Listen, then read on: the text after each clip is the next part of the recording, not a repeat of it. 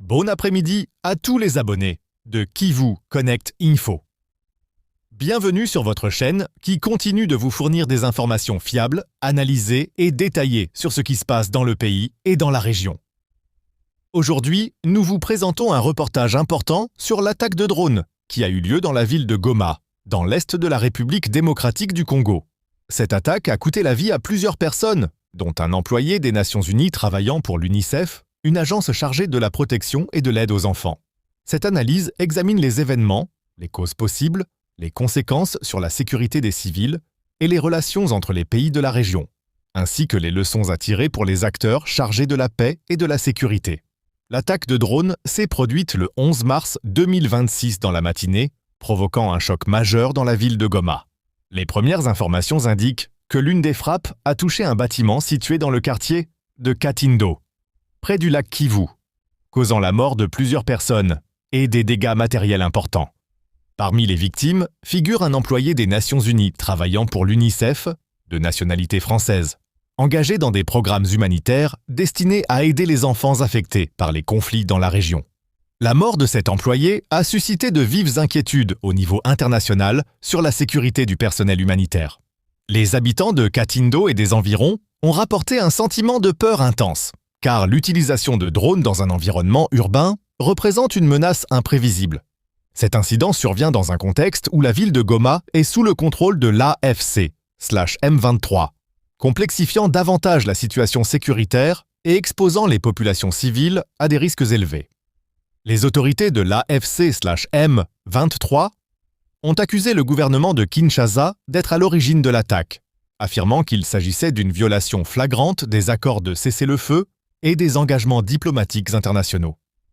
De son côté, le gouvernement congolais n'a pas confirmé ni infirmé sa responsabilité, laissant place à des spéculations dans les médias et parmi les analystes.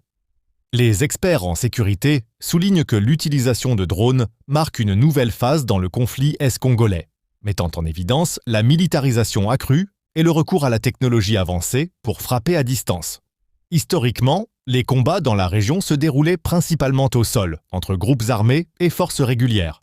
Mais les drones permettent désormais des frappes précises, rapides et imprévisibles, augmentant le danger pour les civils.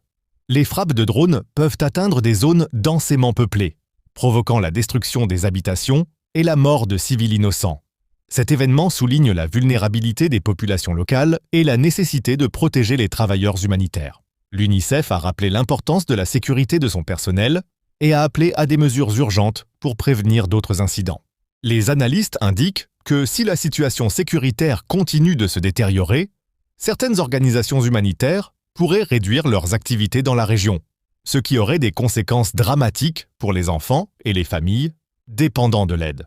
Par ailleurs, cet incident pourrait exacerber les tensions diplomatiques entre la RDC et les pays voisins, accentuant la fragilité des relations régionales. La population civile reste dans l'incertitude et espère que les efforts diplomatiques permettront de restaurer la paix. Les experts soulignent que le conflit ne peut être résolu par des moyens militaires, mais uniquement par le dialogue, le respect des accords et des mécanismes de médiation régionaux et internationaux.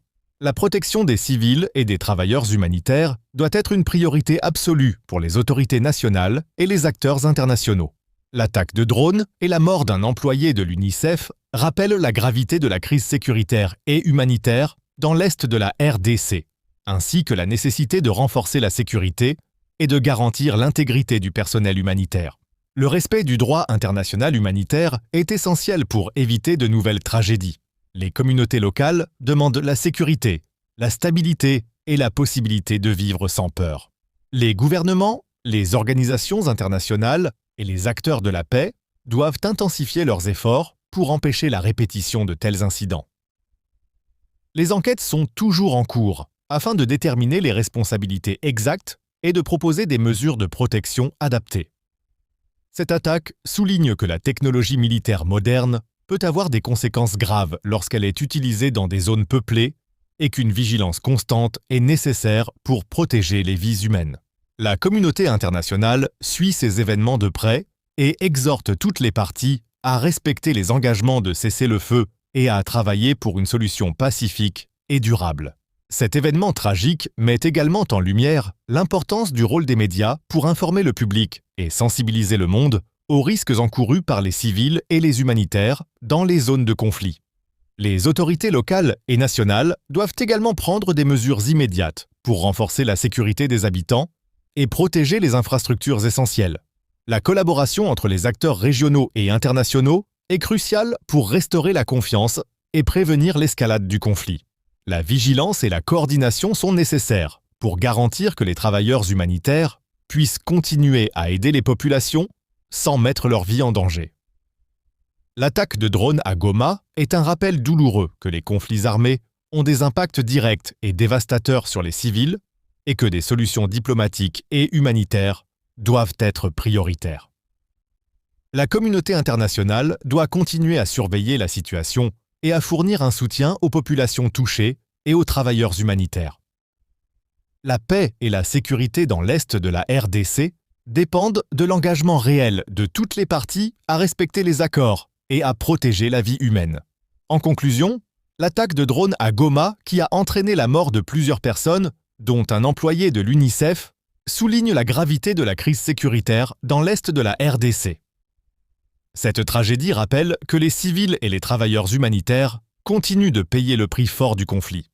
Il est essentiel que la communauté internationale et les acteurs régionaux intensifient leurs efforts pour restaurer la sécurité et garantir la protection des populations. Merci beaucoup de continuer à suivre Qui vous connecte info. N'oubliez pas de vous abonner, liker et partager cette vidéo afin que l'information atteigne un plus grand nombre de personnes.